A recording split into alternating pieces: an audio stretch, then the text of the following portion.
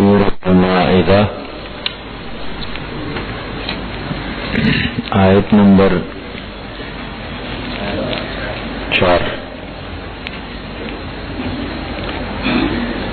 اعوذ باللہ من الشیطان الرجیم. بسم اللہ الرحمن الرحیم.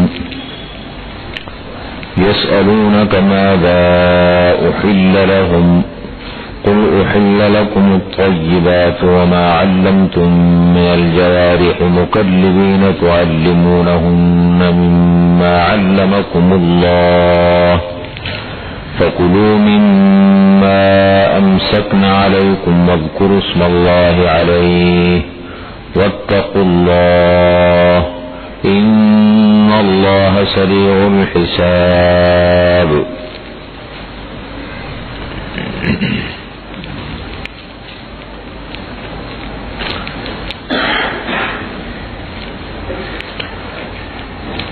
اس سے پہلے حلال اور حرام چیزوں کا ذکر ہوا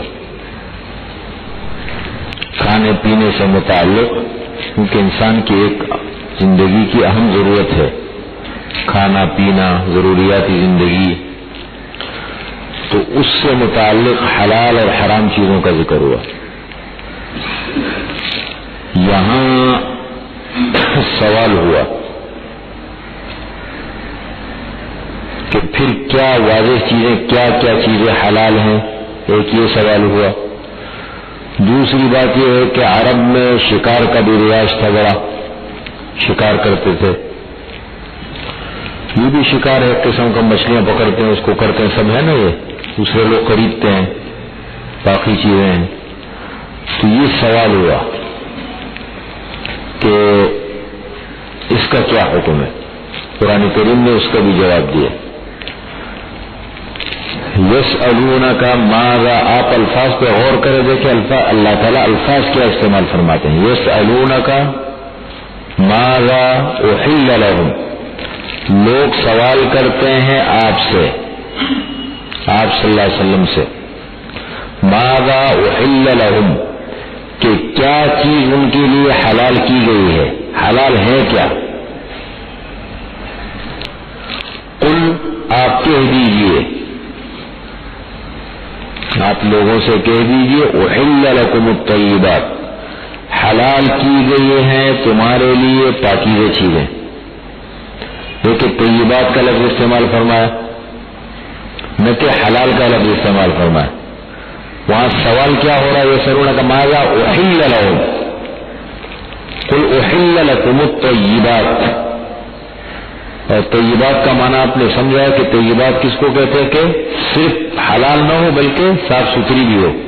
کسی اور کی چیز ہے، غیر کی چیز بغیر اجازت کے استعمال کرنا، یا اس طریقے سے مثال کے طور پر مشکوک چیزوں کو استعمال کرنا، یہ بھی طیب میں نہیں آتا. لیکن الحلال بین والحرام بین، حلال واضح، حرام واضح، وبینہما امور مشتبہات، حلال حرام کے درمیان کچھ چیزیں شک و شبہ میں ڈالنے والی ہیں، پتہ نہیں حلال ہے نہیں ہے. تو فرمایا کہ فمن اتقى الشبہات فقد استبرأ لدینہ وعرضہ، جو مشتبہ چیزوں سے بچا اس نے اپنے دین کو بھی بچا لیا اور اپنی عزت کو بھی محفوظ کر لیا. بڑا اثر ہے اس کا. روزی جتنی اچھی ہوگی، جتنا حلال ہوگا، اتنا ہی انسان کے اعمال پر، انسان کی زندگی پر، انسان کی سوچ پر، نظریے پر اس کا اچھا اثر پڑے گا، مثبت اثر پڑے گا. اور سب سے بڑا مسئلہ مسلمان کا دنیا میں عبادات میں سب سے اہم وہ رزق حلال کا ہے.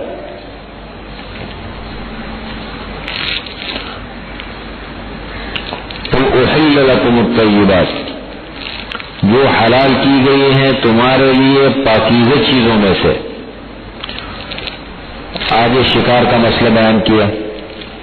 زمانے جاہلیت میں بھی شکار کرتے تھے، آج کل بھی لوگ شکار کا ہوتا ہے، لوگ کرتے ہیں. ہم تو کیونکہ یہاں کراچی کے لوگ، ہم تمہاری تو ایک محدود سی زندگی ہے، ہمیں پتہ ہے کہ کیا ہوتا ہے، گندم کیسے بنتے ہیں اور جو اور یہ فلاں ہے، یہ فلاں کھیتی باڑی کیسے ہوتی ہے، فلاں چیز سے کیسے واسطہ پڑتا ہے، بہت کم واسطہ ہے ہمارا، ہم تو تیارات ہے پیسے دے کے خریدتے ہیں بس۔ تو یہ شکار کا مسئلہ قرآن کریم نے یہاں ذکر کیا، اور عام طور پر شکار کے لیے یا کتا استعمال ہوتا تھا یا پرندہ استعمال ہوتا تھا۔ باز ہے، عقاب ہے، شاہین ہے، شکرہ کہتے کیا ہے؟ شکرہ ہے، اس قسم کے پرندے استعمال ہوتے تھے، اور ان کو باقاعدہ جو ہے وہ تعلیم دی جاتی تھی، ان کو سکھایا جاتا تھا باقاعدہ، اتنے کا تجربہ ہوتا تھا۔ اس لیے قرآن کریم نے یہاں 4 اصول ذکر کیے، اور امام صاحب نے اسی قرآن میں سے ایک امام ابو حنیفہ رحمۃ اللہ علیہ نے ایک اور شرط بھی لگائی ہے، 5 کر دی انہوں نے۔ کیا ہے؟ نمبر 1، کوئی آدمی شکار کرنا چاہتا ہے تو سب سے پہلے اس نے پرندے کو چھوڑا، جو شکاری پرندہ ہے یا کتا ہے اس کو ٹریننگ دی ہے، اس کو چھوڑا، سب سے پہلے چھوڑنے والا جو ہے بسم اللہ پڑھ کے چھوڑے، بسم اللہ الرحمن الرحیم یا بسم اللہ اللہ اکبر، یہ بھی ہے اللہ کا نام، بسم اللہ کا، ایک بات چھوڑا ہو۔ دوسری بات یہ ہے کہ جس پرندے کو یا جانور کو شکار کے پیچھے چھوڑا ہے وہ معلم ہو، تربیت یافتہ ہو، اس کو باقاعدہ ٹریننگ دی گئی ہو، یہ بہت ضروری ہے۔ اور تیسری ہے کہ وہ اپنے ارادے سے چھوڑے اس کو، اب وہ تربیت یافتہ بھی ہے، اور مثال کے طور پر جو ہے وہ اب خود جا کے پکڑے نہیں، اپنے ارادے سے باقاعدہ اس چھوڑے کہ میں شکار کے پیچھے اس کو چھوڑتا ہوں۔ اور چوتھی بات یہ ہے کہ وہ جا کے پکڑے تمہارے لیے، یہ نہیں کہ ادھر پکڑا کچھ شروع ہو گیا اس پہ، سمجھ رہے؟ یہ 4 شرائط ہے۔ نمبر 1 بسم اللہ پڑھ کے چھوڑے، نمبر 2 معلم ہو، تربیت یافتہ ہو، جس کو شکار کا اس کا مخصوص طریقہ ہوتا ہے، تیسری بات یہ ہے کہ اپنے ارادے سے چھوڑا ہو، اور چوتھی بات یہ ہے کہ تمہارے لیے پکڑے۔ یہ امام صاحب یہ یہاں پر ایک قید اور لگاتے ہیں اس سے، کیا نام ہے اس کا، جوارح یہ کہ زخمی بھی کرے ہو۔ مثال کے طور پر کتے نے جا کے تربیت یافتہ کتے کا بسم اللہ بھی پڑھی، اس نے جا کے شکار پہ حملے کیا، اور اس کے حملے سے پہلے ہوتے ہیں نا بعض جانور دل کے چھوٹے، اور حملے جیسے کیا تو وہ پہلے سے مر گیا، دل اندر پھٹ گیا، اس کا کچھ ہو گیا پہلے، ابھی اس نے حملہ ہی نہیں کیا، نہیں ہے۔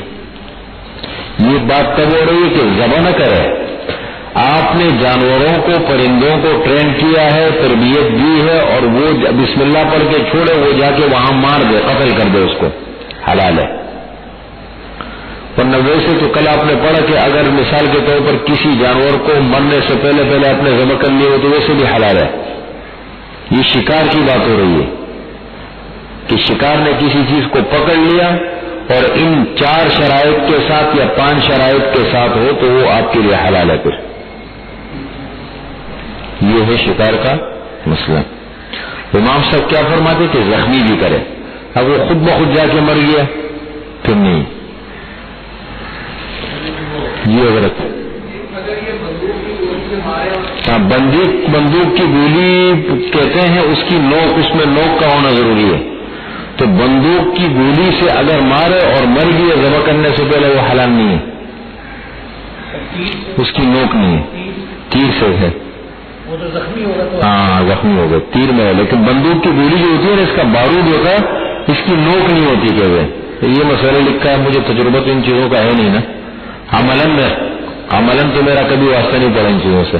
جیسا آپ نے کہا کہ اس شرط سے زخمی بھی کرے اور وہ حیبت سے مر گیا، جو اس کا شکار کیا جانے پہلے اس کو پتہ چل جائے گا کہ مر گیا، شکار نہیں کرنا ہے، اس کا شکار کرنے گیا ہے۔ ہاں ایک منٹ شکاری کتے کو توجہ تو دو، کہ جیسے ہے جس کا شکار کرنے گیا ہے مثال کے طور پہ کہتے ہیں کہ وہ حیبت سے پہلے ہی مر جاتا ہے. ہاں بہت تجربہ ہوتا ہے. تو اس کتے کو پتا ہوگا کہ کتے کو نہیں ہوتا لیکن آدمی کو پتہ لگ جاتا ہے نا. وہ کچھ آثار تو ہوتے ہیں نا شکار کے حملے کے آثار پتہ لگ جاتے ہیں. جو لوگ کوئی کام کرتے ہیں نا ان کا اتنا تجربہ تو ہوتا ہے نا. پھر مسلمان آدمی ہو, یہ شرائط پر قرآن کریم نے ذکر کی. دیکھیں جو آدمی, آپ ڈاکٹر آدمی, آپ کو ہر چیز کا پتہ لگتا ہے نہیں اپنے شعبے میں, کیوں آپ کا تجربہ ہے. جو آپ کا تجربہ ہے میں نہیں کر سکتا, مجھے کچھ بھی اندازہ نہیں لگے گا. اسی طریقے سے ہر شعبے کے لوگ ہوتے ہیں, ان کو اپنی چیز کا پتہ لگ جاتا ہے. آج کل جو تیسر بٹیر اور رامی کا شکار کرتے ہیں, بندوق سے کرتے ہیں, چھروں سے کرتے ہیں, چھرے ہوتے ہیں. تو وہ اگر جیسے دو لوگ ان چھرے ہوتے ہیں, اگر وہ جیسے آج کل اگر وہ چھر مر جاتا ہے, جو مر گیا تو اگر ذبح ہونے سے پہلے مر گیا پھر تو وہ ہلاک. آپ زخمی کرے جا کے ذبح کرے. آج کل کے جو بندوق سے یا غلیل سے شکار کرتے ہیں, گاؤں وغیرہ میں غلیل سے مارتے ہیں پرندوں کو, بڑے تجربہ کار ہوتے لوگ. تو یہ مرنے سے پہلے جا کے مارا, وہ نیچے گرا, زخمی ہو گیا, جا کے فوراً ذبح کر لیا اس کو. ہاں یہ دیکھیں نا قرآن, یہ قرآن میں ہے نا, سب حدیث میں ہے. اسی کو بلکہ استعمال ہی اسی چیز کو کرتے تھے. یہ بادشاہوں کے واقعات اور یہ نہیں پڑھتے اب. یا پرندے کو استعمال کیا جاتا تھا, باز, عقاب, شکرا, شاہین, یا پھر کتے کو استعمال کیا جاتا تھا. اصل میں ہے, لیکن وہ تو یہ نہیں ہے کہ اس کو کھا لے جا کے نا, وہ تو صرف اس کو مار کے چھوڑ دیتے. اتنی تربیت دی جاتی ہے اس کو, اتنی تربیت اس کو دی جاتی ہے کہ وہ جا کے شکار پہ حملہ کر کے اس کو زخمی کر کے چھوڑ دیتے, بس پھر خود منہ نہیں لگاتا اس کو. اتنی اس کو تربیت دی جاتی ہے. اب آج کل آپ دیکھیں کتے کو کتنی ٹریننگ دی جاتی ہے. اب تو کہتے ہیں امریکیوں نے ایک منصوبہ بھی افغانستان کے جنگ کے دوران تو نئے تجربات کرتے ہیں. اب ان کے کتے بھی ہوتے ہیں لیکن چھوٹے چھوٹے کتے ہوتے ہیں, ان کے افغانیوں کے کتے تو بڑے خطرناک ہوتے ہیں. تو انہوں نے ایک تجربہ یہ کیا کہ آئندہ ہم جنگ ٹیمز کے ذریعے کتوں کے ذریعے سے کرائیں گے, اسلحہ باندھا ان کے ساتھ. اب کیا ٹریننگ دی ہوگی. کہتے ایک علاقے پر انہوں نے کتے چھوڑے, یہ میں نے خود پڑھا اخبارات میں, کہتے کتے چھوڑے ایک علاقے پہ, وہ جب اترے اور افغانی کتے ان کے پیچھے لگ گئے نا, کہتے پہلے ہی اس میں ان کا منصوبہ ناکام ہوگا. افغانیوں کے کتے بڑے بڑے خطرناک ہوتے ہیں. یہ ہمارے بعض جو پٹھان ہوتے ہیں نا, یہ بیجین قسم کے, یہ ایک مرغے لڑاتے اور ایک کتے لڑاتے ہیں. تو بالکل بیجین نہیں ہوتے اس قسم کے, وہ یہ کتے لڑاتے, اتنے خطرناک کتے ہوتے, بڑے خطرناک قسم کے ہوتے. تو اس کا مطلب یہ ہے کہ کتوں کو اتنی ٹریننگ دی جاتی ہے. یہ آپ ہوٹلوں میں لے کے جا کے یہ جو حکومتیں ہیں, ادارے ہیں بڑے بڑے, انہوں نے کتے رکھے ہیں, ہوتا ہے ٹریننگ دی جاتی ہے. کتے پکڑ کے لاتا بھی ہے.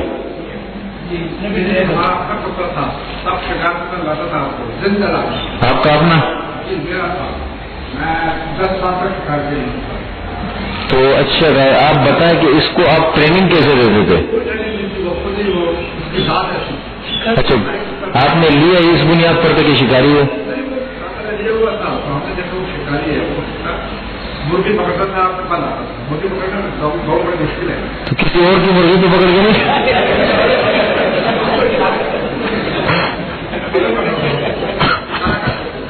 یہ تو طیبات بھی نہیں ہوتی. کسی اور گاؤں والے کی مرغی پکڑ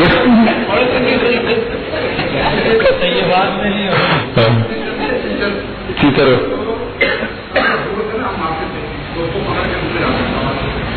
نہیں, بڑا بہت تجربہ کار ہوتا ہے.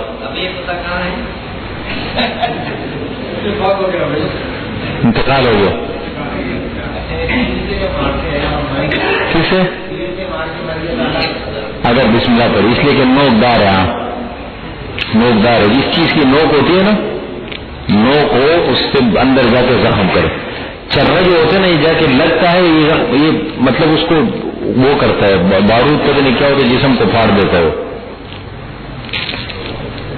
یسألونک ماذا احل لهم, لوگ سوال کرتے ہیں آپ سے کہ کیا چیز ان کے لیے حلال کی گئی ہے.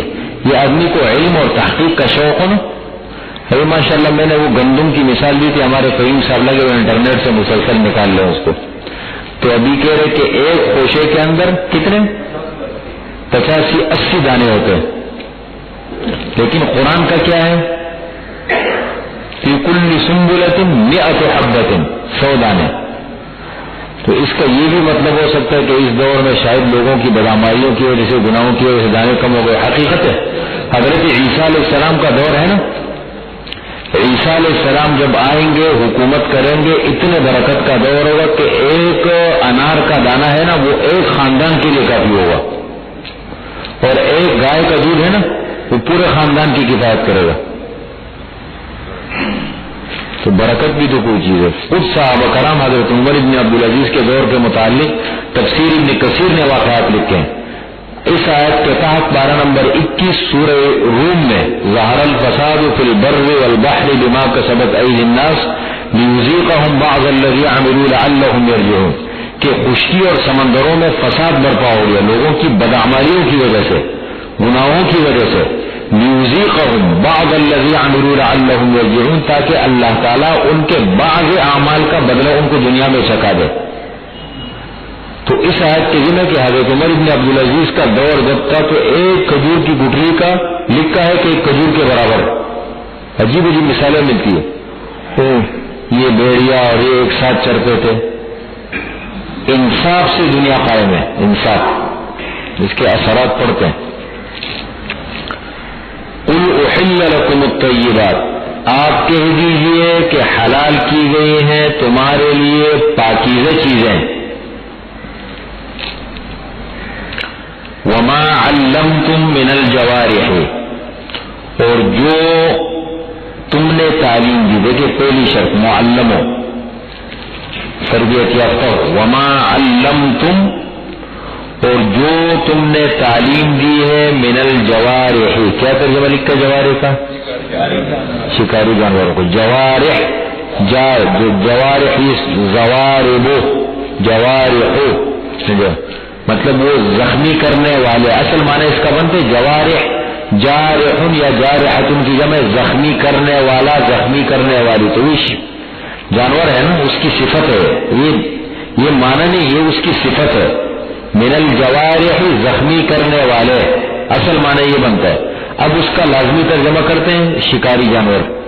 اب وہ پرندے کی صورت میں، اس لیے امام صاحب نے اس جوارح کے لفظ کو سامنے رکھ کر کے اس سے ایک قید یہ بھی بڑھائی کہ وہ زخمی بھی کرے، تاکہ پتہ لگے کہ آپ نے بسم اللہ پڑھ کے اس نے حملہ کر کے اس کو مارا ہے، نہ کہ وہ خود مرا ہے.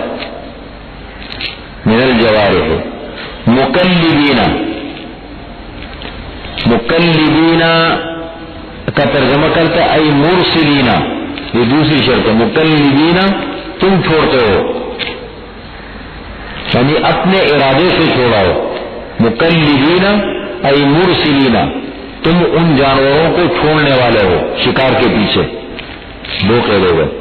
علمتم ایک، جوارح دو، مکلبین تین. اپنے ارادے سے چھوڑاؤ. تعلمونہن مما علمکم اللہ، یہ وہی پھر بات آ گئی. تعلمونہن، تم ان کو تعلیم دیتے ہو، مما علمکم اللہ، اس چیز میں سے جو اللہ تعالیٰ نے تمہیں تعلیم دی ہے. فکلوا، پس کھاؤ اس شکار کو، اس شکار میں سے ما امسکنا علیکم، جو روکے شکاری تمہارے لیے جانور. امسکنا علیکم، تو یہ دیکھیں پانچویں بات ہو گئی، تمہارے لیے روکے. نہیں ہے کہ وہاں جا کے حملہ کر کے خود شروع ہو جائے اس پہ، پکڑ کے لیے آپ کے لیے، یا پھر وہیں پر اس کو مطلب کے طور پر حملہ کر کے مار دیا، مارنے کے بعد وہیں چھوڑ دیا بس. امسکنا علیکم، روکے تمہارے لیے. اچھا، واذکروا اسم اللہ علیہ، اور وذکروا، اور لو یاد کرو اللہ تعالی کا نام اس پر، اللہ تعالیٰ کا نام اس پر یاد کرو. واتقوا اللہ، اور اللہ تعالیٰ سے ڈرو. ان اللہ سریع الحساب، بے شک اللہ تعالیٰ جلد حساب لینے والے ہیں. یہ شکار کا مسئلہ ذکر ہو گیا. اسی مناسبت سے آگے باقی کچھ اور حلال حرام کی الیوم احل لکم الطیبات، آج کے دن حلال کی گئی ہیں تمہارے لیے پاکیزہ چیزیں. دیکھیے یہ الیوم کا لفظ 3 دفعہ استعمال ہوا. پیچھے آیا تھا کہاں؟ الیوم یئس الذین کفروا من دینکم، آیت نمبر 3 کے میں 2 دفعہ. الیوم یئس الذین کفروا من دینکم فلا تخشوهم واخشون، الیوم اکملت لکم دینکم، الیوم احل لکم الطیبات. مطلب یہ اس سے متعلق چیزیں. اصل تو الیوم اکملت لکم دینکم یہ اس سے متعلق ہے، لیکن دین مکمل ہو گیا نا، تو مطلب یہ اس سے اسی جس دن یہ آیتیں اتری ہے اس سے متعلق ہے. بس جب بھی اتری الیوم احل لکم الطیبات، آج کے دن حلال کی گئی ہے تمہارے لیے پاکیزہ چیزیں سب. طیبات، اس طیبات کے لفظ کو ہمیشہ ذہن میں رکھیں. جتنا کھانا حلال ہوگا اس کے اتنے برکات ہوں گے. وطعام الذین اوتوا الکتاب حل لکم، اور اہل کتاب کا کھانا تمہارے لیے حلال ہے، کیونکہ ان کا ذبیحہ بھی شرعی ہوتا ہے. یہود اب بھی شرعی طریقے سے ذبح کرتے ہیں اللہ کا نام لے کے. عیسائی تو بڑے بڑے ہو گئے بیچارے، تو مشینیں اور پتہ نہیں کیا کیا چیزیں، لیکن یہودی اب بھی اس بات کا خیال ہے. یہودی میں ایک چیز یہ ہے، بعض چیزوں میں اب تک قائم ہے. اب تو مجھے کل کسی نے بتایا، ایک صاحب آتے ہیں کہ کینیڈا میں ایسا ہوتا ہے کہ آپ مخصوص جگہ ہوتی ہے قربانی کی نا، مسلمان قربانی کرتے ہیں عید کے دنوں میں، وہ مخصوص جگہ ہر جگہ ذبح نہیں کر سکتے. وہاں چلے گئے، آپ نے جانور کو پسند کر لیا، پسند کرنے کے بعد وہاں جو لوگ ہوتے ہیں نا وہ اتنا تجربہ ہوتا ہے، ان کے کوئی چڑی ہاتھ میں ہوتی ہے، وہ جانور کے مخصوص جگہوں میں کوئی رگیں ہوتی ہے، اس پر ایک چڑی مار دیتے وہ بے ہوش ہو جاتے، پھر اس کو ذبح کرتے.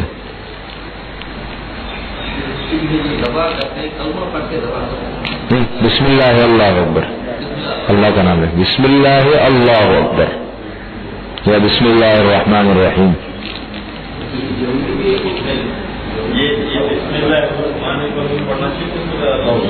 اب تو لفظ اس کے مخصوص یہ آتے ہیں، لیکن بسم اللہ مقصد اللہ کا نام ہے. اگر ایک آدمی نے صرف بسم اللہ الرحمن الرحیم پڑھ کے ذبح کیا تب بھی ٹھیک ہے، مقصد اللہ کا نام ہے. فَكُلُوا مِمَّا ذُكِرَ اسْمُ اللَّهِ عَلَيْهِ، 8ویں پارے میں اسی سورہ انعام میں ہم پڑھیں گے. سورہ انعام میں 8ویں پارے میں مشرکین نے اعتراض کیا، قرآن کریم نے بڑے عجیب الفاظ استعمال کیے. وَإِنَّ الشَّيَاطِينَ لَيُوحُونَ إِلَىٰ أَوْلِيَائِهِمْ لِيُجَادِلُوكُمْ، شیاطین اپنے ساتھیوں کی طرف یہ باتیں القاء کرتے ہیں، وسوسے ڈالتے ہیں تاکہ تم سے جھگڑا کرے، الٹے سیدھے سوالات یہ اس قسم کے. تو انہوں نے سوال کیا، عجیب بات ہے، جس کو خدا مارے وہ حرام اور جس کو تم ذبح کرو وہ حلال. یعنی اگر ایک جانور مر جاتا ہے تو خدا نے مارا، اس کو خدا نے مارا نا، تو وہ حرام ہے، اور جس کو تم خود ذبح کرو وہ حلال ہے.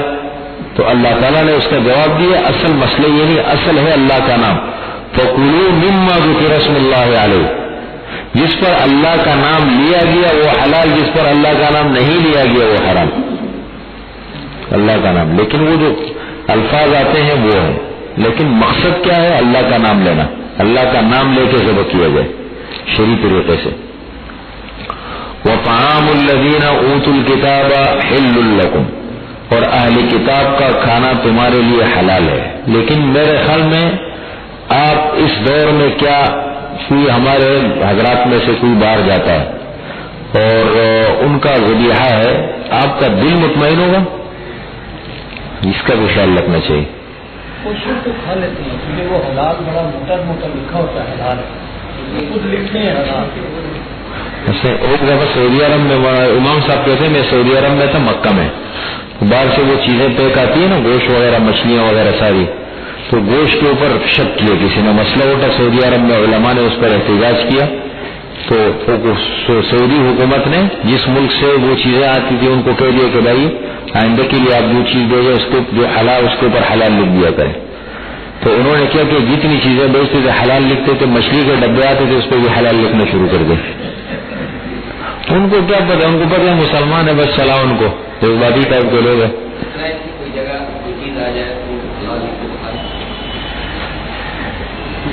بھائی تو آپ نے مجھے امتحان میں ڈال دیا. ہاں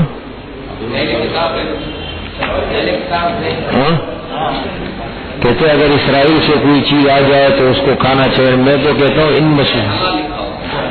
میرا خیال تو یہ ہے کہ ان کی مصنوعات کا بائیکاٹ کرنا چاہیے. بالکل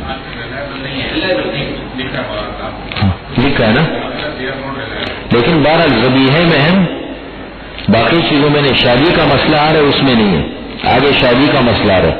اہل کتاب کی عورتوں سے نکاح کر سکتے ہیں یا نہیں یہ مسئلہ آ رہا ہے، اس پر امت کا اب ہے. اب اہل کتاب نہیں رہے اس حوالے سے، لیکن ذبیحے کے حوالے سے یہود اب بھی بڑا اہتمام کرتے ہیں. جانور کو جب ذبح کرتے ہیں نا باقاعدہ اللہ کا نام لیتے ہیں. یہ تو ذبیحہ ہو گیا. یہ دودھ جو ہے پورک جو ہے کیا وہ کھاتے ہیں یا وہ بھی نہیں کھاتے؟ یہود تو نہیں کھاتے نا، عیسائی کھاتے ہیں. ہاں یہود نہیں کھاتے. امریکہ میں آپ جائیں نا تو وہاں کے امریکہ جو مسلم علماء ہیں انہوں نے کہا کہ اگر مجبوری آپ کو شرک کر لیں، باقاعدہ فتویٰ ہے. مجبوری میں تو حرام بھی کھا سکتے ہیں، مجبوری تو الگ چیز ہو گئی نا. اگر ایسی حالت آ گئی دیکھے قلم نے پڑھا فمن اضطر فی مخمصۃ غیر متجانف لإثم فإن اللہ غفور رحیم. مجبوری الگ چیز ہے، مجبوری الگ چیز ہے. یہ تب ہے کہ آپ کے پاس دوسری چیزیں موجود ہو. امریکہ میں کوئی مجبوری نہیں، سب چیزیں موجود ہیں. نہیں وہاں تو مسلمان ہے، وہاں مسلمان اپنا ذبیحہ مسلمانوں کے اپنے نہیں ہوتا. امریکہ میں تو باقاعدہ اب بھی یورپ میں امریکہ میں ہر جگہ مسلمان ہیں بہت سارے، وہ باقاعدہ شرعی طریقے سے مسلمان اپنا ذبیحہ کرتے ہیں. مرغیاں ملتی ہے وہاں پر، سب چیزیں ملتی ہے. اب کوئی مسئلہ نہیں ہے. مچھلی کا جو ہوتا ہے نا حلال حرام کا، اس میں جو پروٹیکٹ کرتے ہیں اس میں ایسے کیمیکلس اور الکوہول وغیرہ ڈالتے ہیں تاکہ اس کے لیے وہ حلال کرتے ہیں. دوسرے ہمارے یہاں سے باہر وغیرہ جاتے ہیں باہر، جیسے لیبورٹری میں وہ بھی حلال ہے، لیکن اس کے اوپر جو لکھا ہوتا ہے انگریڈینٹ جو کیا کیا چیز سے بنی ہوئی ہے، تو اس میں ایک چیز یہ بھی ہوتی ہے اینیمل آئل. تو اینیمل سے جانور کسی بھی جانور کی تربیت کا ہو تیل ہو سکتا ہے، اس میں ہو سکتا ہے کہ یہ چیزیں وغیرہ کی چیزیں ہو جس سے اس کو حلال لکھنا ضروری ہوتا ہے. کرتے ہیں اس میں کون سا کیمیکل آتی ہے. ایک کاپی آتی ہے اس میں جیلیٹن پڑتا ہے، اور جیلیٹن جو بنتا ہے آڈیو کا پاؤڈر ہے. کس چیز کو آڈیو؟ Food audio? ہاں کوئی جانور کے لیے بناتا ہے، جانور کوئی بھی ہو سکتا ہے. اس لیے کہتے ہیں ہاں اس میں خنزیر بھی ہو سکتا ہے، شک ہے نا. اس میں شک آ جاتا ہے، اس لیے بس اصل میں طیبات وہی ہے نا، وہ شک والی چیزیں آ جاتی ہیں نا. دیکھیں اپنے گھر کا اپنے ہاتھ سے ذبح کیا ہوا یہ چیزیں، دیکھیں میرے قرآن جو بار بار طیبات کے لفظ کو متعارف کرا رہا ہے، اس کا مطلب یہ ہے کہ اس کا بڑا اثر ہوتا ہے انسان کی زندگی پہ. عام اس کا بڑا خیال رکھنا چاہیے. حل لکم الطیبات، حلال کی گئی ہیں تمہارے لیے پاکیزہ چیزیں. وطعام الذین اوتوا الکتاب حل لکم، اور اہل کتاب کا کھانا تمہارے لیے حلال ہے. وطعامکم حل لہم، تمہارا کھانا ان کے لیے حلال ہے. کھانے سے مراد یہاں کھانا نہیں ہے، کھانے سے مراد یہاں ذبیحہ ہے. خیال کرو، کھانا تو سب جائز ہے. اگر صفائی ستھرائی کا خیال کرتے ہیں، کسی یہودی نے بنایا ہے کسی ہندو نے بنایا ہے تو صاف ستھرا ہے، آپ کو پتہ ہے، ان کے ساتھ مل بیٹھ کے کھا سکتے ہیں. ایک ہے ان کے ساتھ کھانا، ان کا پکانا، یہ الگ چیز ہے. ایک ہے ان کا ذبیحہ، بات ہو رہی ہے ذبیحے کی. یہاں سے مطلب یہی سمجھا جائے گا نا کہ آپ ان کے گھر میں گئے ہیں، کھانا آیا وہ کھا سکتے ہیں. نہیں ان کے گھر میں بھی ہے، یا مثال کے طور پر آپ ان کے ملک میں گئے ہیں، ایسی جگہوں میں ہیں جیسے آج کل ملک میں جاتے ہیں، ہوٹلیں ہیں، اس قسم کی چیزیں ہوتی ہیں. وطعامکم حل لہم، ترجمہ کیا کیا طعامکم کا؟ کھانا. لیکن مراد اس سے ہے ذبیحہ. مراد کیا ہے؟ ذبیحہ. والمحصنات من المؤمنات والمحصنات من الذين اوتوا الكتاب من قبلكم، اور پاک دامن عورتیں من المؤمنات مسلمانوں میں سے نکاح کر سکتے ہو. اسی طریقے سے والمحصنات من الذين اوتوا الكتاب من قبلكم، اور پاک دامن عورتیں ان میں سے جو اہل کتاب ہے نکاح کر سکتے ہو اس شرط کے ساتھ اذا آتیتموہن اجورہن جب تم دے دو ان کو ان کے مہر اجورہن ان کا اجر یعنی ان کا مہر ایک بات مہر مقرر کرو محسنین نکاح کا مقصد پاک دامنی حاصل کرنا ہو تاکہ میں گناہ سے بچ جاؤں میرا گھر آباد ہو جائے غیر مسافحین صرف لیکن قرآن میں کیا بات محسنین غیر مسافحین محض اپنی خواہش پوری کرنا نہ ہو کہ میری خواہش پوری ہو جائے بس یہ شادی کا مقصد نہیں ہے محسنین اس لیے کہ اگر آپ نے اس نیت کے ساتھ کیے تو وہ تو چند دن بھی رہے گی پھر چلی جائے گی اگر آدمی اس نیت کے ساتھ اور اس لیے کرتا ہے کہ میں فلاں جگہ شادی کروں میں اپنی خواہش پوری کروں پھر وہ گھر کبھی بھی نہیں چل سکتا یہ تو بالکل ضمانت ہے اس کی گھر تک چلتا ہے کہ آدمی کا مقصد یہ ہو کہ بھائی میرا گھر ہو بیوی ہو خاندان ہو بچے ہو ایک اصول کی زندگی ہم گزاریں پھر جا کے یہ شادی ہوتی ہے غیر مسافحین شہوت رانی مقصود نہ ہو ولا متخذی اخدان اور نہ چھپ کر یارانہ کرنے والے ہوں دیکھیں نا یہ جو آج کل محبت کی شادیاں ہیں اس کا انجام نتیجہ کیا ہے وہ الگ بات ہے کہ ایک جگہ اگر آدمی کا دل ٹوٹتا ہے اپنے بڑوں کو کہہ دے کہ بھائی میرے لیے اس جگہ اس طرح بھیج دے شکل ہوتی ہے نا اچھی کہ بڑے خاندان کے بڑے بیچ میں آ جاتے ہیں ایک اچھی شکل اس کو دے دیتے ہیں بہتر لیکن یہ تھوڑی ایک ادھر جا کے جو ہے وہ اسکول میں یا کالج میں یا یونیورسٹی میں یا پارک میں پسند آئی اور جاگش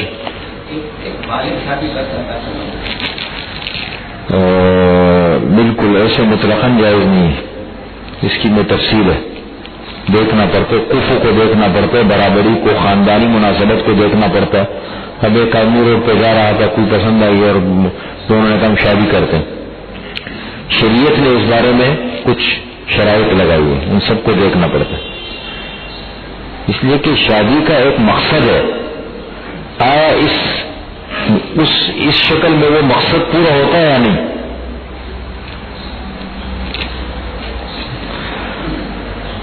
تو یہ دیکھیں کتنی شرطیں بتائی اب نہیں ہے اب اہل کتاب نہیں رہے اس حوالے سے وہ ان کے نظریات بالکل بدل چکے ہیں اب اس وقت دنیا کا کوئی یہودی یا کوئی عیسائی مکمل یہ نہیں کہہ سکتا کہ کم از کم وہ صحیح معنوں میں اہل کتاب ہے بے دین ہو گئے لادین نظریات سب خراب ہو گئے اور حضرت عمر رضی اللہ عنہ تو اپنے دور خلافت میں بڑی سختی کے ساتھ منع فرماتے تھے اس لیے کہ ان کے دور میں اسلام پھیلا باہر جا کے روم فتح ہوا مصر فتح ہوا یہ اہل کتاب کے علاقے تھے سارے شام کا علاقہ یہ سب تو باقاعدہ پابندی لگائی کہ کوئی مسلمان کسی اہل کتاب عورت کے ساتھ نکاح نہ کرے تو باقاعدہ کوڑے سے مارتے تھے کہنے لگے اس لیے کہ یہ عورتیں نہ ان کی تربیت ہوئی ہے نہ ان کا ذہن بنا ہے نہ ان کی سوچ بدلی ہے اب یہ جب ہمارے گھروں میں آئیں گی اور پھر بچے پیدا ہوں گے ہمارے مسلمان تو مجاہدین کبھی کہاں ہے کبھی گھر پہ کبھی کاروبار میں اب ایسا ہوا کہ بچوں کی تربیت کن کے ہاتھ میں ہوگی تو پھر ہمارا معاشرے پہ اس کا برا اثر پڑے گا معاشرہ خراب ہو جائے گا اتنا خیال کرتے تھے ان چیزوں کا یعنی کتنی گہری سوچ ہے اندازہ لگا رہا آپ یہ تو اس آدمی سے پوچھو کہ جو مثال کے طور پر ایسی جگہوں میں شادی کرتے کیا ہوتا میرے پاس ایسے کیس آ چکے ہیں دو بھائی تھے مطلب سنی بن گئے مسلمان ہو گئے وہ ایک نے شادی کی وہی اس کی بیوی مسلمان ہو گئی شادی ہو گئی بیٹا ہو گیا اب بیوی چلی گئی بمبئی بچے کو لے جا کر کے دوبارہ واخانی ہو گئی وہاں یہ چیزیں ہو جاتی ہے پھر دوسری بات ہے بچے کو ذہن کہاں ملتا ہے اس کی پوری تربیت کہاں ہوتی ہے ماں سے فطری طور پر یہ فطری چیزیں ہیں اس لیے تو کہا گیا کہ الدنیا کلها متاع وخیر متاع الدنیا المرأة الصالحہ دنیا سارا کا سارا فائدہ اٹھانے کی چیز ہے اور سب سے بہترین فائدہ جو ہے نا وہ نیک اور صالح عورت ہے. نیک صالح عورت، گھر بن جاتا ہے آدمی کا.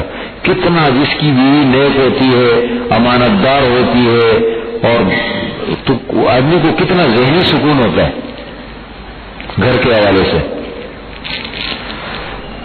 والمحصنات من الذین اوتوا الکتاب من قبلکم، اور پاک دامن عورتیں اہل کتاب میں سے، من الذین اوتوا الکتاب ان لوگوں میں سے جن کو دی گئی ہے کتاب، من قبلکم تم سے پہلے. لیکن شرط یہ ہے نکاح کے لیے، اذا آتیتموہن اجورہن، جب دے دو تم ان کو ان کے مہر. محسنین پاک دامنی مقصود ہو، غیر مصافحین شہوت رانی مقصود نہ ہو، ولا متخذی اخدان اور نہ چھپ کر کے یارانہ کرنے والے ہوں. ومن یکفر بالایمان فقد حبط عملہ. دیکھیں نا اہل کتاب عورتوں کے فوراً بعد کیا الفاظ استعمال ہو رہے ہیں ان قرآن کریم آتے غور و فکر سے. ومن یکفر بالایمان، اور جو کفر کرے ایمان کے بعد اس کے سب اعمال ضائع ہو گئے. کیوں؟ عام طور پر بیوی کی وجہ سے، شادی کی وجہ سے بھی انسان کبھی کبھی کیا کر لیتے، دین کو چھوڑ دیتے. ومن یکفر بالایمان، اور جو کفر کرے ایمان کے بعد، فقد حبط عملہ، پس تحقیق اس کے اعمال حبط ہو گئے، اس کے سب اعمال ضائع ہو گئے. وهو فی الآخرۃ من الخاسرین، اور وہ آخرت میں نقصان اٹھانے والوں میں سے ہوگا. ایمان کی حالت میں جتنے اعمال کیے ہیں سب گئے، وہ سب ختم ہو سب گئے، سب بیکار ہو گئے. اچھا جی،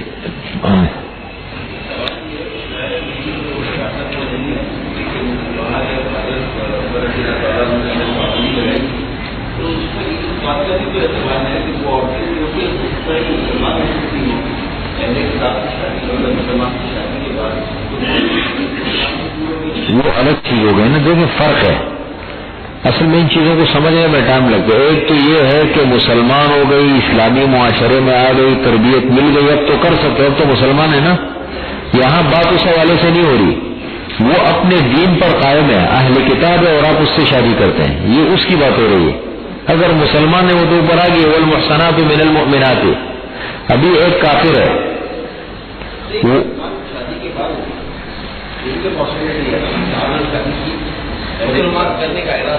نہیں کیا عمران خان کی طرح پہلے اس کو یہ کہ اس کو اپنے مسلمانیت میں لیا اس کا جاتے ہیں اس کی شادی کریں. کیسے مسلمان کرے؟ آج کل کا مسلمان بیچارہ کیا مسلمان بنائے گا اس کو؟ آج اپنی طرح بٹے رہو، اس کو شک و شبہ میں ڈال دے گا، وہ کہے گا یہ کیسے اسلام ہے بھاگو. اصل میں بات یہاں ہو رہی ہے اہل کتاب کی عورتوں کی، مسلمان عورتوں کی نہیں ہو رہی، اہل کتاب کی عورتوں کی. اور اگر آپ اس جذبے کے ساتھ کرتے ہیں کہ میں اس کو مسلمان کر دوں گا، یہ خواہش ہے پیچھے، اس کے پیچھے غیر مصافحین والے کردار ہے. یہ بات تو میں آپ کی فراست کیا کہتی ہے کہ اگر ایک آدمی اس جذبے کے ساتھ کرتے اپنی خواہش ہے، یہی جذبہ، آپ پہلے اس کو مسلمان کرو، اس کو اسلامی تعلیم دے دو، پھر شادی کر لو، منع نہیں. یہ شکل تو ہو سکتی تھی نا. اصل صورت یہ ہے، فرمایا ومن یکفر بالایمان، اور جو کفر کرے ایمان کے بعد، فقد حبط عملہ، اس کے اعمال ضائع ہو گئے. وهو فی الآخرۃ من الخاسرین، اور آخرت میں نقصان اٹھانے والوں میں سے ہوگا. پاکی دو قسم کی ہوتی ہے. دیکھیں اسلام تو پاکی والا مذہب ہے، صفائی کا بڑا خیال رکھے، وضو کرو، غسل کرو، غسل کی ضرورت پڑے تو غسل کرو. یہ دیکھیں ان لوگوں میں بالکل یہ کفار میں کیوں ان کے کھانے وہ ہیں مشکوک ہے، یہ ہوٹلوں پہ کیوں ہے؟ یقین جانے میں آپ کو ایک واقعہ بتاؤں، پتہ نہیں اللہ کی طرف سے کیا. ایک مرتبہ میں ایک جگہ پر تھا کہ شام اوپر مسجد پلیلینڈ میں مسجد میں کچھ عرصہ میں نے امامت کی، تو وہاں ہوٹل تھا، میں وہاں سے کوئی تھا نہیں تو میں اکیلا تھا رات کو، تو میں نے وہاں سے ان کو بک کیا، میں نے کہا کھانا لیا، دال انہوں نے بھیجا. جیسے وہ کھانا میں نے کھایا نا فوراً مجھے الٹی لگ گئی، اور مجھے فوراً احساس ہو گیا کہ یہ ان ناپاکاتوں سے بنا ہے. پتہ نہیں یہ ہوٹلوں میں بنانے والے ان کے ہاتھ غسل کی. آج کل مسلمان آپ کو یقین جانے, میں تو معرکہ لڑ رہا ہوں اپنے محلے میں, نوجوانوں کی ٹیم کو میں نے بٹھا کر کے اور پھر نماز کے مسائل چل رہے تھے, میں نے ان سے پوچھا کہ بھائی غسل فرض ہونا کس کو کہتے ہیں؟ نوجوانوں کو پتہ ہی نہیں, بڑی بڑی عمر کے جوان, ان کو یہ نہیں معلوم اب تک کہ غسل فرض بھی ہوتا ہے اور پھر غسل کرنا ضروری ہے. کہتے غسل کیا ہوتا ہے؟ اور جب غسل کا لفظ آتا ہے نا کہ غسل کرو, غسل کی اتنی سنتیں ہیں اور یہ فرائض ہے, تو وہ یہ سمجھتے ہیں کہ یہ جو ہم غسل کر رہے ہوتے ہیں نا کپڑے بدلنے کے لیے, جمعے کے دن یا ویسے بھی کپڑے بدلنے کے لیے جانے کے لیے, اس کو غسل سمجھتے ہو. اب میں نے کہا میں ان کو کیسے بتاؤں, نوجوان نہیں جھجک کو بجھجک. میں نے محلے کے جوانوں کو اور جو میرے پاس ان کو جا کے گروپ بنا کر کے بٹھایا, پھر میں نے کہا ان سے پوچھو. انہوں نے پوچھا تو کہنے لگے ہاں اب سمجھ آئیے کہ بالغ کس کو کہتے ہیں اور غسل فرض ہونا کس کو کہتے ہیں. ہوٹلوں میں جتنے کھانے بنتے ہیں باہر کے ملکوں میں, ادھر چائنا ہے, کوریا ہے, ادھر جاپان ہے, جو اسلامی ممالک نہیں ہیں, یہ خراب, یہ بالکل ناپاک کھانا ہے کیونکہ یہ شراب میں بنتا ہے اور یہ پور کے آئل میں بنتا ہے. کوئی بھروسہ نہیں ہے, بالکل یہ ہم نے خود دیکھا ہے کہ یہ شراب ڈالتے ہیں. میں بنوری ٹاؤن میں پڑھتا تھا, میں نے تو خود ایسی چیزیں دیکھی. میں بنوری ٹاؤن میں چھوٹا پڑھتا تھا, وہاں سے میں سوگر بازار آتا تھا, گھر تھا ہمارا. راستے میں ایک ہوٹل پڑتا تھا, ہوٹل کے پاس میں نے دیکھا باہر انہوں نے وہ رکھے تو وہ جو کیا بناتے اس کے نیچے, اس کے نیچے وہ بنایا ہوا جگہ بنائی. یہ میں نے خود اپنی آنکھوں کی بات کر رہا ہوں, جو میں سنی سنائی باتیں نہیں ہیں. نیچے گڑا بنا ہوا ہے نیچے, اس میں انہوں نے وہ ڈالا تیل, وہ نہیں ہے وہ گھی وغیرہ, گھی ہے تیل ہے پتہ نہیں کیا ہے, وہ ڈالا, اس میں چوہا پھر رہا اور اس میں سے چمچہ اٹھا کے پتیلے میں ڈالتے اوپر. وہ خوب کو کیا احساس ہے لوگوں کو. بظاہر ہم تو کہتے ہیں اوپر ذرا چٹپٹا قسم کا ہو اور خوبصورت لگے, بس کہتے بہترین بنایا, وہ کھولا جائے کھانا اچھا.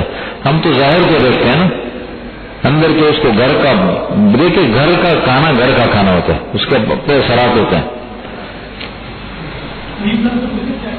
نہیں یہ نہیں ہوا, ہمارے بہت اچھے لگ رہے ہیں ان کے ہوٹل کا, تو میں بھی کھاتا ہوں. ہمارے حضرات ان کو اشارہ کر رہے ہو, جدہ والے, میں ان کا کھانا تو میں بھی کھاتا ہوں. تو اپنی نگرانی میں بناتے ہیں نا, تو بڑے شرارتی لوگ ہیں. ہمارے پاس ایک دودھ والا آتا ہے, میں نے حضرت عمر کا قصہ دودھ کا سنا ہے, وہ سب شرارتی ہے. وہ کہتے استاد یہ ہے نا, یہ دیکھو یہ دودھ والا ہے, پھر دودھ والا. ہم بنوری ٹاؤن میں پڑھتے تھے, بنوری ٹاؤن میں تو ایک ہمارے ساتھ چائنا کے کچھ لڑکے تھے. ایک چائنا کا تھا, محمد جان نام تھا اس کا, چین کا. تو اتفاق سے ترمذی شریف میں وہ روایتیں آئی جو یاجوج ماجوج کی ہے نا, تو ایک روایت اس پہ تحقیق استاد بتا رہے تھے کہ یاجوج ماجوج چپٹنا, حدیث میں چپٹنا والے چھوٹے قد والے ہوں گے یہ.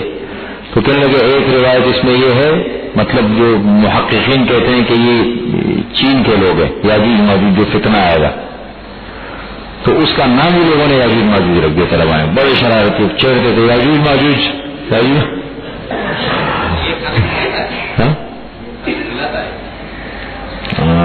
جا کے 9 بجے کے بعد پوچھیں ان سے, ٹھیک ہے.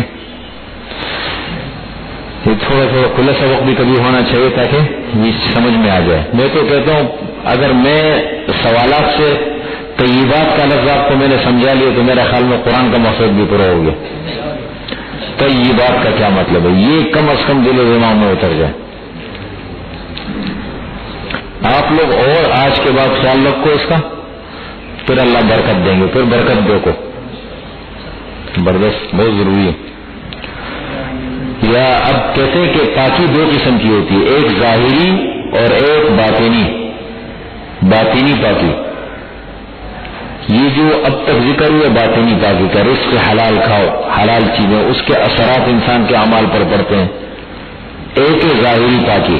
ظاہری پاکی کیا, وضو کرنا, غسل کرنا, کپڑوں کو صاف رکھنا, جسم کو صاف رکھنا, یہ بھی اس کا ذکر فرما رہے.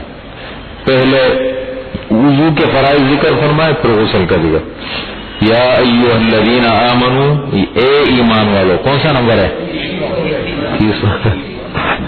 اب تو اختلاف نہیں ہے نا, تو کوئی اختلاف کو ختم کرنے کے لیے کتنی تحریک چلا رہا ہوں میں، روزانہ ہر ایک یا الذین آمنوا کو پوچھتا ہوں. ایسے نو میں چند دن خاموش ہو جاؤں پھر اختلاف ہو جائے. یا ایھا الذین آمنوا، اے ایمان والو، اذا قمتم الی الصلاۃ، جب تم کھڑے ہو جاؤ نماز کی طرف. اصل میں اذا قمتم الی الصلاۃ ای اذا اردتم الی الصلاۃ، جب تم نماز کا ارادہ کرو. فاغسلوا وجوہکم، پر دھو لو اپنے چہروں کو. وایدیکم الی المرافق، اور اپنے ہاتھوں کو کوہنیوں سمیت. مرافق مرفق کی جمع ہے، کوہنیوں سمیت. وامسحوا برؤوسکم، اور اپنے سروں پر مسح کرو.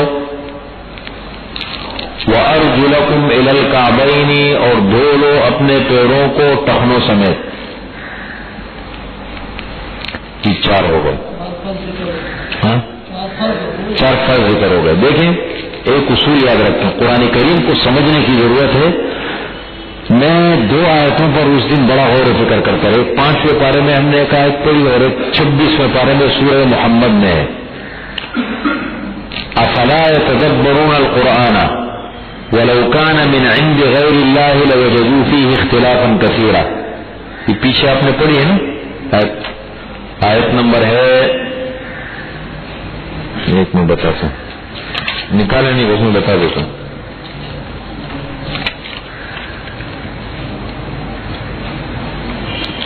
آیت نمبر 82 سورہ نساء، آیت نمبر 82. اور ایک آیت تھی سورہ محمد میں 26ویں پارے میں، افلا يتدبرون القرآن ام علی قلوب اقفالها. کیا یہ لوگ قرآن کریم میں غور اور فکر نہیں کرتے یا ان کے دلوں پہ تالے پڑ چکے ہیں؟ یہ دونوں جگہ منافقین کا ذکر ہے، اور منافقین کے ضمن میں اس مسئلے کو ذکر کرنا ہے کہ منافقین کے نفاق کی بنیادی وجہ دلوں میں جو کھوٹ آتا ہے، دلوں میں اندر بدگمانی آتی ہے، نظریہ کمزور ہوتا ہے، اس کی وجہ یہ ہے کہ قرآن کریم میں غور و فکر نہیں. قرآن کریم ان چیزوں کو ختم کرتا ہے. جتنا غور و فکر کریں گے، جتنا آگے بڑھتے جائیں گے، اتنا ذہن پختہ ہوتا جائے گا، دل صاف ہوتا جائے گا. جی قرآن کریم میں غور و فکر. تو قرآن کریم کو سمجھنے کے لیے سنجیدہ دماغ چاہیے، ٹائم لگتا ہے اس پہ، ایک دم کبھی نہیں ہوتا. آپ اپنی زندگی کا، کل میرے ساتھ کچھ ساتھی بیٹھے ہوئے تھے تو ان کو تو کہنے لگے یہ کام کرنا. میں نے کہا دیکھیں کرنا چاہے سب کچھ ہو سکتا ہے، یہ ہمارے بہانے ہیں. اگر میں چاہوں میں اپنے کاروبار کو بھی پورا ٹائم دے سکتا ہوں، میں چاہوں بچوں کو بھی پورا ٹائم دے سکتا ہوں، میں چاہوں گھر کو بھی دے سکتا ہوں، نیند بھی پوری کر سکتا ہوں، کھانا بھی وقت پہ کھا سکتا ہوں، نمازیں بھی پڑھ سکتا ہوں، سیکھ بھی سکتا ہوں. میں نہ چاہوں میں کچھ بھی نہیں کر سکتا. آج کل کے دنیا کا سب سے مصروف ترین آدمی کون ہے پتہ ہے؟ سب سے مصروف آدمی کون ہے؟ جو سب سے زیادہ فارغ ہو. وہ بھی یہ نہیں کہتا کہ میں جو ہے مصروف وہ ہوں، فارغ ہوں، وہ کہ میں مصروف ہوں. تو ایک ابھی میں نے ان کو بتا دیا کہ آدمی جب کرنے پہ آتے ہیں نا بہت کچھ کرتے ہیں. ہمارے بھائی کے پاس علاج چل رہا ہے ایک آدمی کا، طالب افغانستان کا طالب علم ہے، مجاہد. وہ زخمی ہو گیا تو اس کا جسم یہاں نیچے سے یہاں تک سن ہو گیا. اوپر کا دڑ کام کر رہے، نیچے کا دڑ بالکل ختم ہو گیا. چارپائی پہ پڑا ہے، اس کے لیے کوئی تیل وغیرہ بنا رہے، وہ حکیم صاحب کے پاس لے کے آئے تھے. تو وہ کہتے ہیں کہ چارپائی پہ پڑے 1 مہینے میں اس نے قرآن حفظ کر لیا. 1 مہینے میں پورا قرآن حفظ. یہ انسان ہے نا، آپ اپنی زندگی کا ایک رخ بنا لیں. مثال کے طور پر بالفرض آپ یہ کہہ لیں کہ مجھے اس قرآن کو سمجھنا ہے، سمجھانا ہے اور اس کا ماہر بننا ہے، اور آپ اپنی زندگی کا ایک اصول بنا کے چلنا شروع ہو جائے. آپ دیکھیں ایک دن آپ زبردست منزل پہ پہنچ جائیں گے. بالکل یہ انسان بہت باکمال بھی ہے اور بہت بیکار بھی ہے. کرنا چاہے بہت کچھ کر سکتے ہیں. اس لیے یہاں ایک بات جو سمجھانے وہ یہ ہے کہ دیکھیں قرآن کریم میں اللہ تعالیٰ نے جو اصول بتائے ہیں وہ یہ ہے کہ قرآن کریم صرف موٹے موٹے احکامات ذکر کرتا ہے، تفصیل نہیں بتاتا. جیسے بادشاہ حکم کرتا ہے نا، پھر نیچے کے وزراء ہوتے ہیں، نیچے کابینہ ہے، باقی وہ اس کو آگے عملی شکل دے کہ بھائی یہ کام کر لو، فلاں روڈ بنا لو، فلاں جگہ روڈ بنا لو. اب روڈ بنانا یہ نیچے عملے کا کام ہے، اس کو نقشہ کیسے بنانا ہے، کہاں سے نکالنا ہے، کیسے کرنا ہے، بناتے رہتے سب. اسی طریقے سے اللہ جو ہے نا قرآن کریم میں آپ دیکھیں گے تفصیلات نہیں، موٹا موٹا کلیات ہے، بس ضابطے ہیں، قانون ہے، ایک حکم دے دیا، اب اس کی تفصیلات پھر آپ صلی اللہ علیہ وسلم اپنے عمل سے سمجھاتے ہیں. سنت طریقہ کیا ہونا چاہیے، بہتر شکل اس کی کیا ہونی چاہیے، کیسے کرنا ہے. اب قرآن دیکھیں وضو کا مسئلہ ہے، قرآن کریم نے بتا دیا صرف اتنا کہ یہ 4 فرائض ہے، ان کا بڑا خیال رکھو، باقی آگے تفصیل آپ صلی اللہ علیہ وسلم نے اپنے عمل سے بتائے. اور لقد کان لکم، قرآن نے صاف صاف یہ بھی کہہ دیے، یہ تو ہم بتا رہے ہیں، لیکن لقد کان لکم فی رسول اللہ اسوۃ حسنہ، اللہ کے رسول صلی اللہ علیہ وسلم کی زندگی تمہارے لیے بہترین مثال اور نمونہ ہے. ما آتاکم الرسول فخذوہ وما نہاکم عنہ فانتہوا، جو رسول دے اسے لو، جس سے منع کرے اس سے رک جاؤ. یہ اسی طریقے سے غسل کا مسئلہ ہے، کتنا اہم مسئلہ ہے. اب اتنا قرآن نے کہہ دیا وَإِن كُنتُمْ جُنُبًا فَاطَّهَّرُوا، اگر تم جنابت کی حالت میں خوب پاکی حاصل کرو، بس یہ قرآن کا الفاظ لفظ ہے. 2 جگہ فرمایا وَإِن كُنتُمْ جُنُبًا فَاطَّهَّرُوا، خوب پاکی حاصل کرو. اب کیا تفصیلات ہے اس کی خوب پاکی؟ تو خوب پاکی کا یہی مطلب ہے کہ جسم کے ہر جہاں تک پانی پہنچ سکتے وہاں پہنچاؤ. آپ صلی اللہ علیہ وسلم نے بتایا کہ بھائی 3 فرائض کا خیال رکھو، اچھی طرح کلی کرنا، اچھی طرح ناک میں پانی ڈالنا، پورے جسم پر پانی بہانا، اور پھر سنت طریقہ اس کا سمجھایا. تو قرآن کریم کا یہ اصول خیال رکھتے ہیں کہ قرآن کریم میں ہر حکم کی تفصیل نہیں ہے، صرف حکم. اقیم الصلاۃ، نماز قائم کرو، تفصیل کیا آپ صلی اللہ علیہ وسلم سمجھا رہے ہیں امت کو. یہ احکامات، یا ایھا الذین آمنوا، اے ایمان والو، اذا قمتم الی الصلاۃ، جب تم کھڑے ہو جاؤ، جب تم ارادہ کرو نماز کا، تو دھو لو اپنے چہروں کو. اب چہروں کو دھو لو، حد کیا ہے یہاں، کیا کہتے ہیں اس کو، پیشانی کے بالوں سے لے کر پوڑی کے نیچے سے ایک کان کی رو سے دوسرے کان کی رو تک، اس کی تفصیل بتائی ہوئی پہ. وَأَيْدِيَكُمْ إِلَى الْمَرَافِقِ، اور اپنے ہاتھوں کو کوہنیوں سمیت. وَامْسَحُوا بِرُؤُوسِكُمْ، سروں پر مسح کرو. اب سر پر مسح کتنا کرو تفصیل نہیں ہے، اس لیے آپ صلی اللہ علیہ وسلم کے عمل نے بتا دیا کہ 4 سر پر مسح کرنا فرض ہے اور پورے سر کا مسح کرنا سنت ہے. 4 کتنا بنتا ہے یہ دیکھیں، یہ بال یہاں سے اگتے ہیں نا، ایک حصہ یہ ہو گیا، ایک حصہ یہ ہو گیا، ایک یہ ہو گیا، ایک یہ ہو گیا. مطلب اتنا کر لو، ضروری نہیں کہ ایک ہی حصے کو لے لو، پورے سر میں سے اتنا ہونا چاہیے کہ 4 برابر ہو جائے، یہ فرض ہے ورنہ مسح نہیں ہوگا. تو پورے سر کا مسح کرنا کیا ہے سنت ہے، پورے سر پر ہاتھ پھیر دو، سنت طریقہ ہے.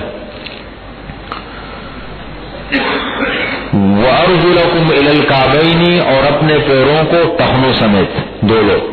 وَإِن كُنتُمْ جُنُبًا فَاطَّهَّرُوا، اور اگر ہو تم جنابت کی حالت میں تو خوب پاکی حاصل کرو، خوب پاکی حاصل کرو. اس لیے کہ حضور صلی اللہ علیہ وسلم فرماتے ہیں تحت كل شعرة جنابة، ہر بال کے نیچے جنابت ہے، اطمینان کے ساتھ غسل کر لو. وَإِن كُنتُم مَرْضَىٰ، اور اگر ہو تم بیمار. اتنا کافی، یہ تیمم کا مسئلہ ہے، اس کو کل پڑھ لینا، ٹائم ختم ہو گیا.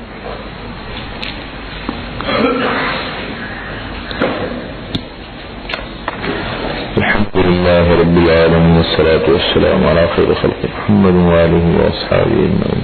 اللهم إنا نسألك العفو والعافية والمعافاة الدائمة في الدين والدنيا والآخرة. اللهم يا حي يا قيوم برحمتك نستغيث، اللهم وفقنا لما تحب وترضى من الفعل والقول والعمل.